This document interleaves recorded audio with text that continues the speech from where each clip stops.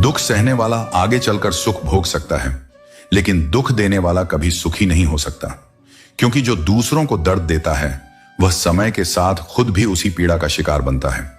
बस अपनी नीयत और नजरिया साफ रखो और लोगों की चिंता छोड़ दो, फिर तुम अपने आप में ही सबसे बेहतर हो जाओगे। दूसरों की राय के आधार पर अपने जीवन को मत चलाओ, क्योंकि तुम्हारी सच्ची पहचान तुम्हारे कर्मों से बनेगी, न कि दूसरों की अपेक्षाओं से। हमारा दर्द किसी के लिए हंसी का कारण बन सकता है, लेकिन हमारी हंसी कभी किसी के दर्द की वजह नहीं होनी चाहिए। यही सच्ची इंसानियत है। अपने आनंद से दूसरों को तकलीफ मत दो और किसी के दुख पर मत हंसो।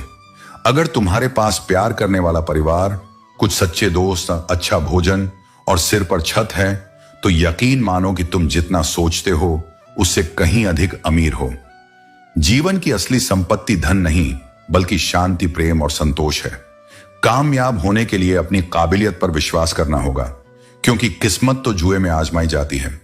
जो मेहनत पर भरोसा करता है वह कभी किस्मत के भरोसे नहीं बैठता। हाथों की लकीरों का भी अजब खेल है। ये हाथ हमारे हैं, लेकिन नियंत्रण तुम्हारे ईश्वर पास है।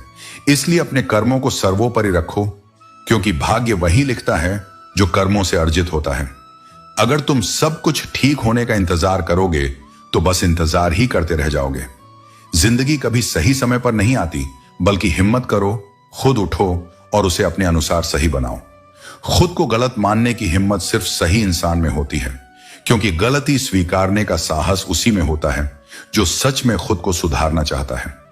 तुम अपने कर्म करते चलो, लोग तुम्हारे संघर्ष को तमाशा समझें या प्रेरणा, यह उनका विषय है। तुम्हारा मार्ग सच्चा हो, बस यही ध्यान रखो। हर चोट तुम्हें एक नई दृष्टि देती है, हर अस्वीकार एक नई ताकत। जब तुम्हारा मौन तुम्हारे टूटने की गवाही देने लगे, तब बोलने की जरूरत नहीं रह जाती। वो मौन ही तुम्हारे चरित्र की सबसे ऊंची आवाज बन जाती है। और जब मन इतना थक जाए कि आगे की राह ही न सूझे, तब बस आंखें बंद करो और भीतर से सुनो, मैं हूं, मैं सदा तुम्हारे साथ हूं। हर बार जब तुम्हें लगे कि अब और नहीं होगा, तब याद करो, अर्जुन भी युद्ध भूमि में हिम्मत हार गया था, लेकिन वही अर्जुन फिर इतिहास बना गया। इसलिए जीवन के हर मोड़ पर, हर बिखराव के बाद, हर दर्द के साथ गीता को थाम लो। ये उपदेश सिर्फ पढ़ने के लिए नहीं, जीने के लिए है। सही स्थान पर स्वयं को रखना आत्मा की सबसे मौलिक जिम्मेदारी है।